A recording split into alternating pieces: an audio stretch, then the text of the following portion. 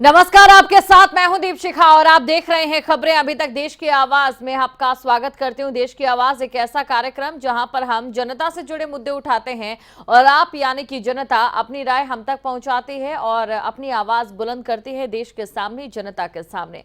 आज का मुद्दा भी बेहद खास है और जनता से ही जुड़ा है, क्योंकि देश में इस समय बिजली संकट दिखाई दे रहा है। और ये बिजली संकट कितना बड़ा है, आप इसका अंदाजा सिर्फ इस बात से लगा सकते हैं कि अलग अलग राज्यों में लंबे लंबे बिजली के कट लग रहे हैं और अभी बिजली संकट पर लगातार राजनीति की जा रही है।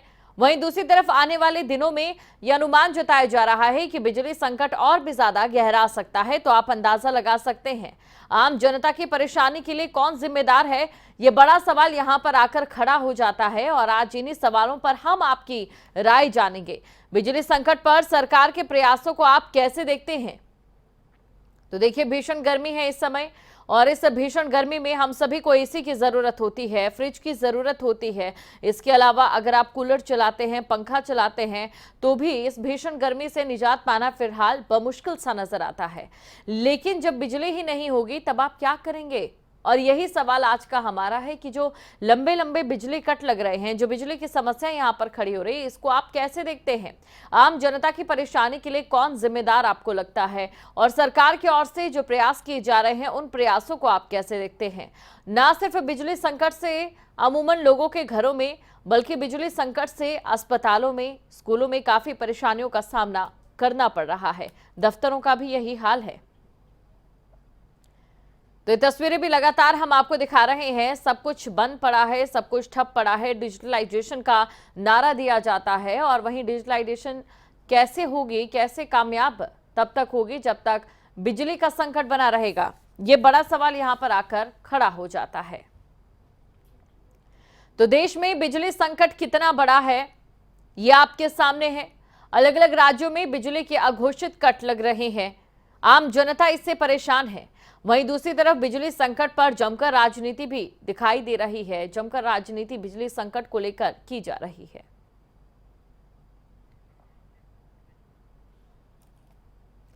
और करनाल से हमारे संवाददाता हिमांशु नारंग ने जमीनी हकीकत को जाना। गर्मी लगातार बढ़ रही है और ऐसे में गर्मी के अंदर सबसे ज्यादा जरूरत अगर किसी चीज की होती है तो वो होती है बिजली। बिजली की सप्लाई कम है और लगातार कट लग रहे हैं। लोग परेशान हैं। हम करनाल के बाजार में पहुंचे हैं क्योंकि दुकानदारी भी ठप हो गई है। दुकानदारों का क्या कहना है जो लगातार बिजली के कट लग रहे हैं, उनको लेकर वो एक बार जान लेते हैं। भैया, क्या कुछ परेशानी आ रही है? परेशानी है लाइट की वजह से। तो बहुत सारा दिन ही गाग नहीं आता। लाइट हो तो गाग होगा, नहीं तो वैसे लाइट पे गाग आता ही नहीं है। जो लाइट रही तो गाग है, नहीं तो वैसे कुछ भी नहीं। हर 2 घंटे बाद कट दे रहे हैं, 1 घंटे का कट दे रहे हैं, 2-2 घंटे कट दे रहे हैं। सारा 1 हफ्ते से ही परेशान है। जनरेटर तक भी, इन्वर्टर भी चार्ज नहीं हो पा रहा, इसलिए तो बहुत ही ज़्यादा परेशान है। गवर्नमेंट को करना चाहिए, कुछ ना कुछ लाइट का सोल्यूशन निकालना चाहिए। तो घर जाते हैं तो वहाँ भी रोशनी की समस्या? वहाँ पर भी, घर पर भी लाइट नहीं होती। जाते हैं तो 1 आधा घंटा लाइट हो, फिर लाइट नहीं होती। सारा दिन बैठे रहो गर्मी में, पक्का चला के बैठे रहो, ना एसी चलता है ना कुछ चलता है जी। उसकी बहुत ज़्यादा परेशान है। गवर्नमेंट को हर ज़्यादा सोल्यूशन निकालना चाहिए। खट्टर साहब को भी करना चाहिए कि लाइट का प्रबंध भी कराएं। तो आप देख सकते हैं दुकानदारी पर भी इसका असर देखने को मिल रहा है और जाहिर सी बात है कि लोग घर जाते हैं तो वहाँ पर भी रोशनी नहीं, दुकान पर काम करते हैं तो वहाँ पर भी रोशनी नहीं। भैया, कितनी समस्या लाइट को लेकर? सर ऐसा है, सर्दियों में तो गुजारा चल जाता है फिर भी, लेकिन अब गर्मियों में आपको पता है कि लाइट चाहिए होती है। और अब तो बेशक सरकार कांग्रेस बीजेपी की है, लेकिन रियाद खोके भी कांग्रेस के टाइम में इतने ही कट लगा करते थे और वही कट आज लग रहे हैं। अब तो बल्कि टाइम टेबल, जो स्कूल कॉलेज में टाइम टेबल होता है, उस टाइम टेबल के हिसाब से अब कट लग रहे हैं। कभी आधे घंटे का, कभी 1 घंटे का, कभी 2 घंटे को। उससे अगर लाइट ना हो तो पानी की भी समस्या साथ साथ है। अब दुकानों पर कस्टमर चढ़ते नहीं है क्योंकि लाइट नहीं है वहाँ पर। गर्मी इतनी पड़ रही है, हालांकि गर्मी के मौसम में ज़्यादा लाइट की ज़रूरत है। परेशानी तो सबके लिए है ही। परेशानी सबके लिए बनी हुई है। कुछ और दुकानदार भी हमारे साथ मौजूद हैं। भैया, रोशनी कितनी समस्या लाइट को लेकर अगर बाजार में बात करें तो बहुत दुकानदार जो है काफ़ी परेशान है। सर आप देख लीजिए, अब मेरी दुकान पे कितनी लाइट्स लगी हुई हैं। आप एक बार अपना कैमरा दिखाइए। सिर्फ मैं 3 लाइटें जला रहा हूँ और बैकअप रखना पड़ता है। पंखा बंद किया हुआ है। कस्टमर आएगा तो बोलता है सर पंखा तो ऑन कर लीजिए। अब सारा दिन इन्वर्टर चलाना है तो कहाँ से पंखा ऑन करूँगा? तो दुकानदारी हमारी ज़ीरो हो चुकी है। पहले कोरोना ने मारा है, अब पिछले कई दिनों से जो है बिजली ने मार रखा है। खड़ा होना भी यहाँ पर मुश्किल हो रखा है हमारा। तो ये आप देख सकते हैं कि आम जनता परेशान होती हुई नजर आ रही है और लगातार सरकार से अपील कर रही है कि जो बिजली की सप्लाई है वो बढ़ाई जानी चाहिए, क्योंकि गर्मी का मौसम है। ऐसे में अगर लगातार कट लगते रहेंगे तो बच्चे भी परेशान हैं, बुजुर्ग भी परेशान हैं, स्कूल जाने में भी समस्या आती है, दुकानदारी भी नहीं चल रही है। तो सरकार को इस और ध्यान देने की ज़रूरत है। करनाल से खबरें अभी तक के लिए हिमांशु नारंग। तो बिल्कुल आम जनता को काफी मुश्किलात का सामना करना पड़ रहा है और पहले दर्शक हमारे साथ जुड़ चुके हैं जो करनाल से हैं। गौरव इनका नाम है। गौरव, आपका स्वागत करते हूँ खबरें अभी तक पर। क्या कहेंगे आप इस पर?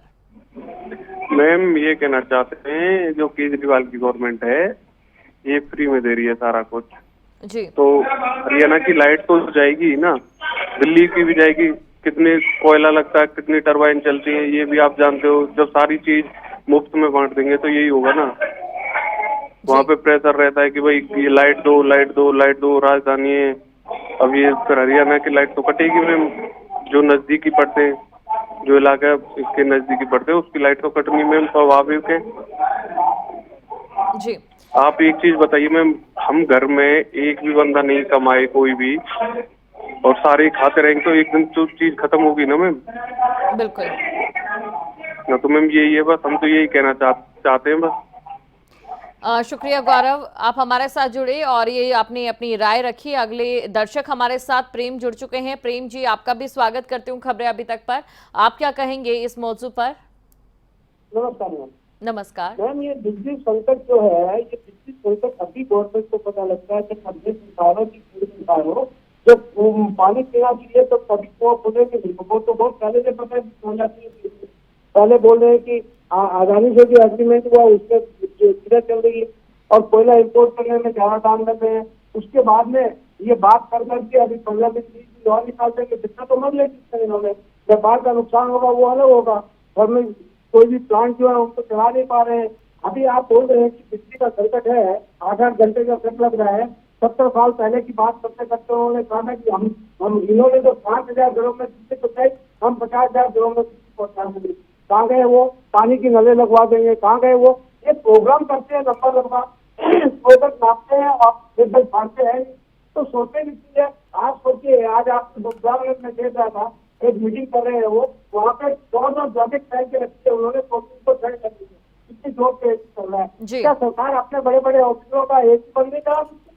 कम से कम थोड़ी बहुत रियायत तो मिल सकती है।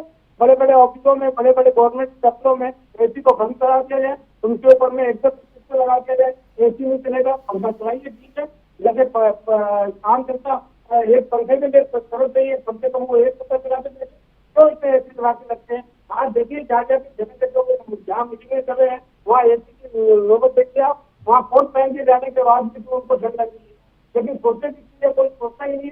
एक दूसरी पार्टी पर एक दूसरे लालचों लगा रहे और ध्यान भटका रहे हैं कि वहाँ ये दंगा हो गया। आज कैबिनेट मंत्री आपके भाषण दे रहे हैं, बिजली पर 1% छोड़ने को नहीं है, समझ में नहीं आता ये क्या करते हैं। अभी भी कांग्रेस पर हो रहे हैं। अरे कांग्रेस को जनता ने बैंक से निकालते, हम आपको लाए, आपने आज क्या पूछ रहे थे? आपने खाली लंबे समाजे बता दी। जी बिल्कुल प्रेम, यानी कि कुल मिलाकर लोगों को काफी दिक्कतों का सामना करना पड़ रहा है। वादे और दावों में फर्क जरूर दिखाई देता है। शुक्रिया प्रेम, आप हमारे साथ जुड़े। अगली दर्शक जो हमारे साथ जुड़ी हैं वो है जम्मू से और कल्पना इनका नाम है। कल्पना जी, आपका भी स्वागत करती हूँ। आप क्या कहेंगे इस पूरे मौजू पर? मैं ये कहना चाहूंगी, आप देखिए कि नेचुरल रिसोर्सेज हमने अपने खुद खत्म कर दिए हैं जी। भारत की जनसंख्या विस्फोटक रूप से बढ़ गई है और ऊपर से घुसपैठिए हमारे देश में आकर शरण ले रहे हैं। बिजली की चोरी तो आम बात है और लोग एक एक घर में 6-6 एसी लगाकर बैठते हैं। थोड़ा सा कॉर्पोरेट मुश्किल समय में उनको चाहिए। कोयले की प्रोडक्शन कम हो गई है, कई पावर प्लांट ठप हो गए हैं।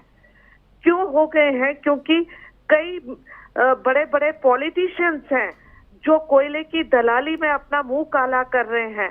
अब आप देखिए, अभिषेक बनर्जी और रुचिरा बनर्जी भी इस केस में शामिल हुई थी और ईडी का शिकंजा उन पर कसा हुआ था।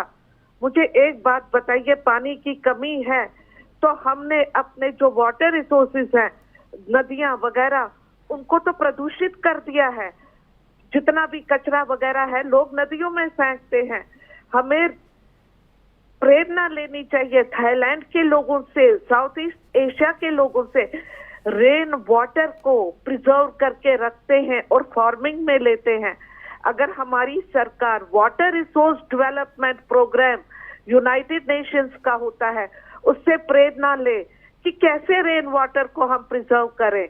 और दूसरी बात, लोगों का भी इसमें होना चाहिए, सहयोग होना चाहिए, तभी हम इस मुश्किल से निकल सकते हैं। बिल्कुल बिल्कुल, शुक्रिया कल्पना, आप हमारे साथ जुड़ी और आपने अपनी ये राय रखी। अगले दर्शक हमारे साथ हिमाचल से नीतीश जुड़ चुके हैं। आपका भी स्वागत करती हूँ खबरें अभी तक के हमारे इस खास कार्यक्रम में। आप अपनी इस मुद्दे पर क्या राय रखेंगे? इन दिनों बिजली व्यवस्था का बहुत बुरा हाल है।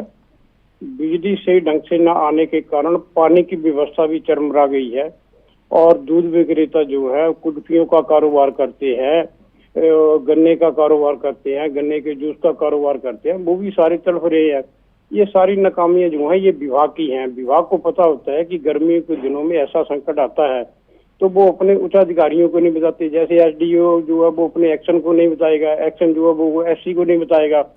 इनका काम ये है कि जब भी प्यास लगती है तब कुआं खोदना शुरू करता है। चाहे कोई भी विभाग ले लो, बिजली विभाग ले लो, पानी वाला कोई भी विभाग ले लो, ये तभी करते हैं। जब कोई संकट खड़ा होता है तो ये उस काम के लिए आगे पीछे दौड़ते हैं। तो इनको पहले नहीं पता होता था कि गर्मियों के दिनों में जो है ट्रांसफार्मर जो है इनकी मेंटेनेंस भी ठीक ढंग से करनी होती है, तो क्यों नहीं ये 4-5 महीने पहले इसको कर लेते। मगर ये एक इनका कल्चर ही बन चुका है कि इन्होंने काम जो भी करना है वो रोड़े अटका कर ही करना है ताकि जनता को कोई ना कोई परेशानी आए। जनता को परेशानी होगी तभी तो ये जागेंगी सरकारें। धन्यवाद। शुक्रिया, आप हमारे साथ जुड़े नीतीश और आपने ये तमाम राय अपनी रखी। तो देखिए, कुल मिलाकर हर एक चीज का निचोड़ ये निकल रहा है, हमें भी खुद समझना चाहिए कि हमारे पास क्या कुछ रिसोर्सेज हैं, यानी कि क्या कुछ संसाधन हैं। सरकार की नीति अक्सर आपने देखा होगा, चुनावों के समय में ये कहा जाता है कि आपको बिजली मुफ्त में दी जाएगी। अक्सर आपको ये सुनने को भी मिला होता होगा कि आपको ये भी मुफ्त में मिल जाएगा। तो एक बात यहाँ पर हम आपको जरूर कहना चाहेंगे कि आप एक बार श्रीलंका का हाल देख लीजिए। काफी हद तक अभी फिलहाल यही होता नजर आ रहा है। भारत के साथ भी बिजली का संकट यहां पर आन खड़ा हुआ है क्योंकि लोगों के पास अपर्याप्त सोर्सेज यानी कि पर्याप्त संसाधन नहीं बचे हैं। सरकार के पास अपर्याप्त संसाधन नहीं बचे हैं। अब ऐसे में करें तो क्या करें, क्योंकि अभी हमारे पास ना ही कोई रास्ता नजर आ रहा है और ना ही इसे हल करने का कोई समाधान दिखाई देता है। सरकार की ओर से कहा जा रहा है कि प्लांट लगाए जाएंगे ताकि आने वाले समय में बिजली की दिक्कत ना हो। एक ऐसा ही उदाहरण मैं आपको कोरोना के समय का भी देना चाहूंगी। कोरोना के समय आपको याद होगा जब ऑक्सीजन की कमी हुई और ऑक्सीजन के कई प्लांट लगाए गए, लेकिन सवाल यही खड़ा होता है कि अगर हम वक्त रहते इन तमाम चीजों को जागरूकता के साथ लें, इन तमाम चीजों को सहजता के साथ लें, इन तमाम चीजों को गंभीरता के साथ लें, तो क्या ऐसे दिन हमें देखने जरूरी उसके बाद भी होते हैं, उसके बावजूद भी होते हैं? ये कई बड़े सवाल हैं जो कि यहां पर आकर खड़े हो जाते हैं। इस समय मौजूदा स्थिति की अगर नजर डालें तो देश के अलग अलग राज्यों में बिजली का संकट दिखाई दे रहा है। अगले दर्शक हमारे साथ भिवानी से शमशेर जुड़ चुके हैं। शमशेर जी, आपका स्वागत करती हूं खबरें अभी तक के हमारे इस खास कार्यक्रम में, जहां पर हम जनता के मुद्दे उठाते हैं। जानना चाहेंगे आपसे, इस पर आपकी क्या राय है? मैडम नमस्कार। नमस्कार मैडम, ये जो मुद्दा आपने उठा रखा है ये बहुत बढ़िया मुद्दा है। इस मुद्दे को कुछ जनता ने खराब कर दिया, कुछ राजनेताओं ने खराब कर दिया। जी, बिजली बहुत महंगे कोयला गैस लग के प्राप्त होती है। कितने एक्सचेंज पता नहीं कितने विभाग इसमें इतनी भारी तनख्वाह लेते हैं। लोग इसको राजनेताओं ने लॉलीपॉप दे दिया फ्री का, और वोट के चक्कर में लोग सरकारें सत्ताई नहीं दिखा रही। जहाँ फ्री नहीं हो तो भी लोग इतनी चोरी करते हैं, लोग बिल नहीं भरते। मैं अक्सर ये प्रोग्राम आपका कई चैनलों चल लिया, मैं हर जगह यही राय देता हूँ। मेरे गांव में 1400 घर हैं, कोई 100 बिल आदमी भरते। बताओ कहाँ से आएगी बिजली? जी, तब जो मिल रही है वो फ्री की मिल रही है आपको, आप दे क्या रहे हो? कट कट तो दुनिया कर रही है, बिजली कट बिजली कट बिजली कट। क्या ये करता कोई? अगर भाई बिल कट क्यों कर रहे हैं, बिल कट कोई नहीं बोल रहा, ना मीडिया बोल रही अगर भाई आप बिजली का बिल भरते हो क्या? जी जब तक विभाग साफ दबाव में जाता है, न कोयले की सही आपूर्ति होती है, न गैस की आपूर्ति होती है, ये बोलते हैं नहीं सटा प्रशासन, मजबूरी किस चीज की इनके पता नहीं। मेरा तो यही कहना है, जनता इसको चाहे थोड़ी सस्ती दे, इसका बिल दे, पेमेंट करे, सही सुचारू रूप से मिले बिजली घरों को, कारखानों को, और सुचारू चले। जी शुक्रिया शमशेर, आप हमारे साथ जुड़े और आपने अपनी ये राय रखी। और वहीं बिजली को लेकर सांसद दीपेंद्र हुड्डा ने क्या कुछ कहा वो आपको सुनाते हैं। सबसे सस्ता समझौता किया एक ऐसे प्राइवेट बिजली के उत्पादक के साथ 25 साल तक का समझौता किया गया। आज इन 8 सालों में या तो भाजपा हमारी इन तस्वीरों को झुटलाए कि बिजली के कारखाने हुड्डा सरकार में बनाए गए थे कि नहीं बनाए गए थे, जिसके आधार पर बिजली सरप्लस स्टेट हो गया था हरियाणा, या भाजपा एक तस्वीर दिखा दे कि कहीं बिजली का कोई कारखाना, कोई यूनिट, इन कारखानों में भी यूनिट का कोई फाउंडेशन स्टोन मौजूदा मुख्यमंत्री ने या केंद्र सरकार के माध्यम से इस सरकार ने रखने का काम किया। ना तो नए कारखाने बनाए गए, यहाँ तक कि जो हमारे समय का समझौता था उस समझौते को भी सरकार लागू कराने में असफल हुई है। वो कंपनी मना कर रही है, उस कंपनी से बिजली नहीं लेके आ पा रही सरकार। आप जानते हैं अदानी ग्रुप है जो कंपनी का जिसका मैंने जिक्र किया, किसके दबाव में क्यों सरकार जो समझौता देश में सबसे लॉन्ग टर्म के आधार पर सबसे सस्ता समझौता, सस्ती बिजली का समझौता हुड्डा सरकार में किया गया था, क्यों वो सरकार इसको उस समझौते को लागू करने में असफल साबित हो रही है।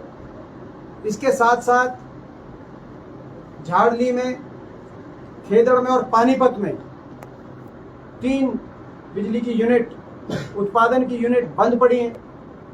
सरकार जवाब दे कि क्यों बंद पड़ी हैं। तो सुना आपने उन्होंने क्या कहा। और अगले दर्शक बलदेव हमारे साथ सिरसा से जुड़ चुके हैं। सर, आपका भी स्वागत करती हूँ खबरें अभी तक पर। आप क्या कहेंगे इस मुद्दे पर? नमस्कार जी। इसके बारे में मैं कहना चाहूंगा जी, जो ये कह रहे थे दीपेंद्र हुड्डा, तो जब इनने किया तो ये कोर्ट में क्यों नहीं जाते? ये सिर्फ इनकी कहने की बात है। हुड्डा साहब ने कुछ नहीं, हुड्डा साहब ने एक ही काम किया था कि जाटों के अंदर फ्रैक्शन डालना कि बागड़ी जाट, देशवाड़ी जाट, और इनका कोई वो काम नहीं है। इन्होंने अपनी कुर्सी के लिए पता नहीं क्या चाहती है, ये इनका बेटा कर रहा है और कुछ नहीं। जहाँ तक बिजली की है तो न कांग्रेस कर रही न ही बीजेपी कर रही। ये तो चौटाला साहब आएंगे तो कुछ कर सकते हैं, वरना ये तो इन्होंने तो कहना होता है, बाकी कुछ नहीं। बीजेपी ने भी जाति पाति का जहर घोल दिया और हुड्डा साहब ने पहले घोला। और कुलदीप बिश्नोई की तो पूछो ही ना कि उन्होंने ये कहा कि जाटों को एक तरफ एक हो जाओ, बाकी बिरादरी। तो ये तो सारे के सारे एक जैसे एक थैली के चट्टे बट्टे हैं जी। इनको इससे बिजली से इससे कोई सरोकार नहीं है, सिर्फ इन्होंने कुर्सी के लिए वो कर रहे हैं। भाई कुर्सी हमें किस तरह है? अगर ये इतने ये कह रहे थे तो इन्होंने अब उदय भान जी क्या कर देंगे? क्या अपने वो नहीं थी दलबीर जी की बेटी, वो भी तो एक वो अध्यक्ष थी, उनको क्यों नहीं हटाया इन्होंने? तो ये सिर्फ कुर्सी के लिए है और कुछ नहीं है जी हुड्डा के लड़के का। शुक्रिया जी, बिल्कुल शुक्रिया बलदेव जी, आप हमारे साथ जुड़े और ये तमाम राय आपने अपनी दर्शकों के सामने रखी। तो देखिए, बिजली का संकट गहरा चुका है और हैरानी की बात तो ये है कि अभी कुछ दिनों पहले हम श्रीलंका के इन हालातों को लेकर चर्चा कर रहे थे, श्रीलंका के बारे में कह रहे थे। अब ऐसा मालूम होता दिखाई दे रहा है कि नींबू के बाद अब बिजली की कट के साथ ही भारत भी श्रीलंका के रास्ते पर कहीं ना कहीं ये कह सकते हैं दिखाई दे रहा है। लेकिन बड़ा सवाल ये है कि इसके पीछे वजह क्या है? क्या नेताओं की ओर से किए जाने वाले मुफ्तखोरी के वो वादे हैं, या फिर दूसरी तरफ सरकार की ओर से जो दावे किए जाते हैं उन दावों में जो जमीनी हकीकत की एक झलक है वो कहीं दूर दूर तक दिखाई नहीं देती, या फिर हम आम जनता खुद जो संसाधन है हमारे पास उसे हम एक सीमित तरीके से इस्तेमाल करना नहीं जानते हैं। तो ये तमाम सवाल यहां पर खड़े हो जाते हैं। देश में बिजली का संकट है, ना सिर्फ हरियाणा में, अगर अलग अलग राज्यों में देखा जाए तो अघोषित कट से आम जनता परेशान है। गर्मी का समय है और आप सोचिए कि आप तो एसी जलाकर ठंडे माहौल को अपने किसी भी तरीके से आप अपने कमरे को ठंडा कर लेते हैं या फिर सुकून पा लेते हैं, लेकिन वो भी लोग हैं जो उसी बिजली के सहारे अपनी रोजी रोटी भी कमाते हैं। उसी बिजली के सहारे उन लोगों की रोजी रोटी का एक जरिया भी रहता है। आप एक बार उनके हालातों का अंदाजा लगा सकते हैं। उन गरीब श्रेणी के लोगों की अगर बात करें तो उनका भी अंदाजा लगा सकते हैं कितनी दिक्कतों का सामना उन्हें जाहिर तौर पर करना पड़ रहा होगा। लेकिन फिलहाल इन तमाम सवालों का जवाब किसी के पास नहीं है और देश की आवाज के हमारे इस कार्यक्रम में हम इसी जवाब को तलाशने की कोशिश कर रहे हैं कि आखिरकार जो अघोषित गट बिजली के लग रहे हैं, बिजली का संकट जो यहां पर आन पड़ा है, उससे आम जनता को जो तकलीफ हो रही है उसका जिम्मेदार कौन है?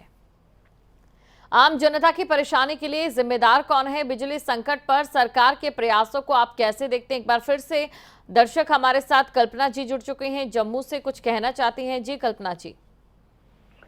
मैं ये कहना चाहती हूँ, अपोजिशन का काम होता है कि वो जो रूलिंग पार्टी हो उसको क्रिटिसाइज करे, लेकिन ये लोग बिना ये सोचे समझे कैसे क्रिटिसिज्म करते हैं। अभी हुड्डा जी की प्रेस कॉन्फ्रेंस आपने दिखाई, इनके पिताश्री ने अपने राज्य में क्या किया था, वाड्रा के साथ मिलकर कई किसानों की जमीनों का गबन किया था। और ये अडानी और अंबानी का भूत इनकी बोतल से क्यों नहीं बाहर निकलता है? आप देखिए नेबरिंग सब कॉन्टिनेंट की हालत देखिए, श्रीलंका में और नेपाल में भी हालत बहुत खराब है। भारत में फिर भी हम लोग ऑस्टेरिटी मेजर्स करके बिजली चला रहे हैं, लेकिन मुझे ताज्जुब हो रहा है, ये अरविंद केजरीवाल जी कैसे कहते हैं मुफ्त की बिजली दूंगा, या तो ये जनता को बेवकूफ बना रहे हैं जी। इस समय हमने देखना है युद्ध स्तर पर इस क्राइसिस से कैसे निकला जाए। ये क्रिटिसिज्म करना आसान होता है, सरकार के साथ कोऑपरेट करना भी कभी कभी जरूरी होता है राष्ट्र हित के लिए। बिल्कुल शुक्रिया कल्पना जी, बड़ी सही आपने यहाँ पर बात की है राष्ट्र हित को लेकर। बहुत बहुत शुक्रिया, आप हमारे साथ जुड़ी और ये तमाम राय आपने रखी। देश की आवाज में आज का हमारा ये मुद्दा बिजली के संकट पर, क्योंकि देश में बिजली का संकट गहराता जा रहा है और बिजली के संकट पर कुछ और नहीं, फिलहाल राजनीति देखी जा रही है। आरोपों और प्रत्यारोपों का सिलसिला जारी है, लेकिन आम जनता का क्या, जिन पर यह बिजली का संकट भारी है? बड़े सवाल यहाँ पर ये हमारे आपके सामने। देश में बिजली का संकट कितना बड़ा है आप अंदाजा लगा सकते हैं कि एक या दो राज्य नहीं, कई राज्य ऐसे हैं देश के जहां पर 7 से लेकर 8 घंटे और कई जगह तो 10 से लेकर 12 घंटे तक के बिजली के कट लग रहे हैं। बिजली संकट पर सरकार की ओर से प्रयास लगातार किए जा रहे हैं, ये सरकार की ओर से दावा किया जा रहा है, लेकिन इन्हीं प्रयासों को कैसे देखा जाए ये भी यहाँ पर एक बड़ा सवाल है।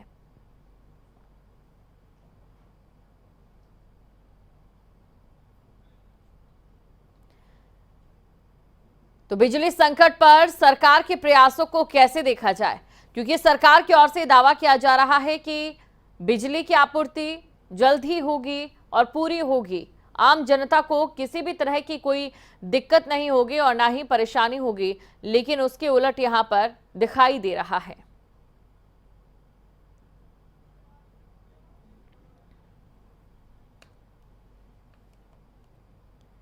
तो आने वाले दिनों में बिजली संकट और भी ज्यादा गहरा सकता है। आम जनता की परेशानी के लिए जिम्मेदार कौन है, ये बड़ा सवाल है।